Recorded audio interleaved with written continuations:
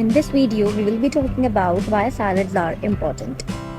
So basically, salad is usually a healthy food, but only if you add the right combination of ingredients and stay away from store-bought bottled dressings.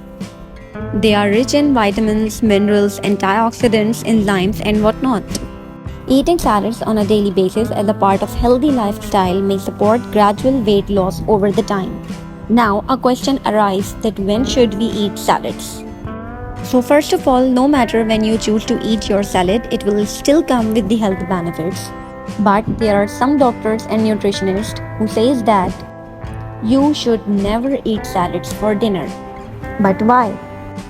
Because normally the foods we have used in our salads have higher concentration of water, which in turn affects the digestion process as well as causing obesity and diabetes.